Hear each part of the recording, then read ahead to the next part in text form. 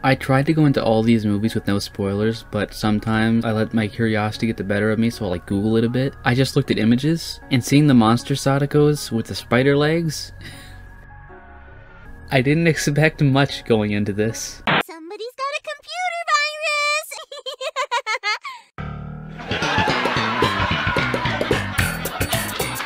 You thought you could steal my kill, huh? Eventually, Attempting to resurrect Sadako by finding her a vessel, a man live streams his death, and from that point on, the curse is spread through the video of the live stream. The cursed video finds its way to the school where the main character Akane teaches, and after the death of one of the students, another one tries to find the tape. Eventually she's successful, and this causes Sadako to appear, which ain't good.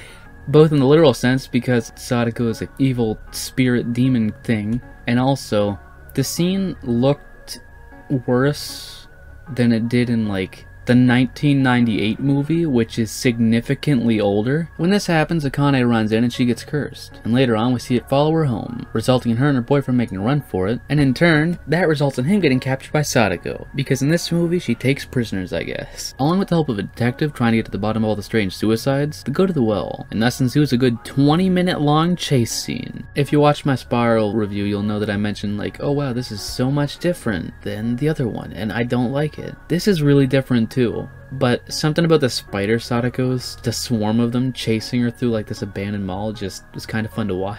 She ends up tracking down a phone with her boyfriend in it and gets pulled in by Sadako, who seems to possess her before freeing them both. And then the movie ends. I liked Akane. She seemed like the perfect mix of Riko and Ryuji from the original movie. She was pretty likable too, and you really cared about her. As for everyone else, they were okay, I guess. No complaints, but no standouts. The effects on the other hand, the first scene of Sadako, like I mentioned already, coming out of the computer looked wrong. I won't say it was bad, but it looked wrong. And anytime glass broke, the CGI looked really fake, along with the CGI bird moth butterfly things, and they were seen quite a bit. As for the Sadako monsters, though they weren't horrible, at times their movements felt really jerky and fake. They didn't look the most realistic, but they didn't take you out of the movie. They looked good and accomplished what they were there to do, which is just chase. I ended up having more fun with this movie than expected, and it even delivered a few good laughs. I'd rate 2012 Sadako 3D a 7 out of 10. It's a good movie, and considering the last movie in this timeline Spiral, this movie was leagues better. And it also helps because my expectations for Sadako were pretty low. I mean, in Spiral she was naked at one point, and she was also either in human form or as Mai. Like just a clone of Mai. I guess she gave birth to her clone, and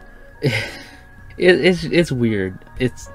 That movie's something else. But that movie allowed me to go into this one with the mindset of like, I'm not gonna judge this too harshly on what they do with Sadako. I just want good enough. And the spider Sadakos, they're their own thing, but the Sadako we get here is like the original one, so it's all good.